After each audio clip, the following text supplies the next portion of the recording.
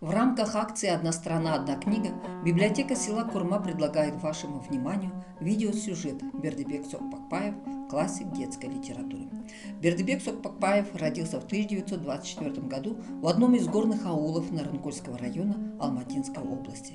Там же окончил среднюю школу, потом служба в армии. После армейская жизнь продолжилась учебой в Алмате, Казахском педагогическом институте имени Абая. Позднее окончил высшие литературные курсы в Москве. Много занимался журналистикой, работал в редакциях газет и журналов «Казах Адибиеты», «Балдырган», работал на киностудии, а еще раньше учительствовал в школах родного района. Его всегда волновали сложные проблемы детского воспитания. Бердыбек Сокпакбаев был педагогом и воспитателем, и, видимо, это обстоятельство в немалой степени предопределило тематику его произведений.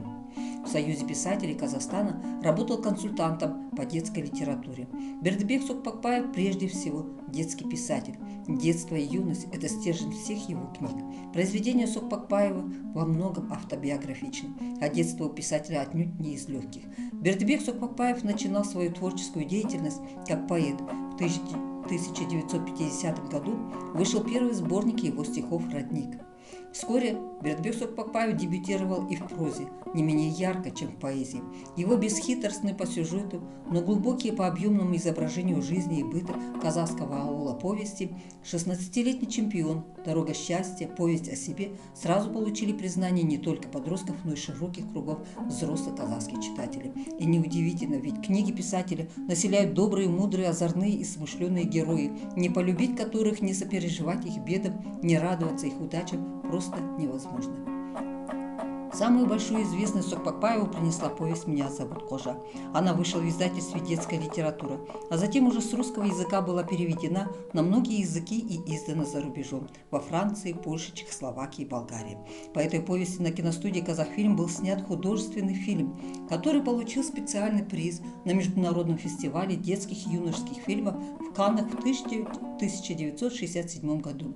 Главный герой повести Кожа – неудержимый фантазер, озорник, часто попадает в самые невероятные ситуации, из которых выбирается с честью благодаря своей истинно народной смекалке, уму и находчивости. Еще одна повесть «Путешествие в детство», действие которой происходит в 1930-е годы. Через судьбу маленького героя показывает без прикрас события того времени и нелегкую жизнь казахского народа. Живо и увлекательно Сокпакбаев рассказывает о своем детстве. Мы видим реально историческую правду эпохи. В романе «Мертвые не возвращаются» писатель показывает жизнь и становление характера настойчивого, принципиального юноши, который преодолевает все трудности на жизненном пути. На каждой странице романа мы встречаем точные наблюдения, живые картины, искры жизни, присущие тому времени. Многие произведения Сокпакбаева написаны для младшего возраста.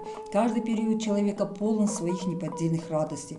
С этой точки зрения вызывает неподдельный интерес рассказ «Аяжан» о городской девочке, приехавшей в колхоз к дедушке и открывшей для себя любопытную аульную жизнь.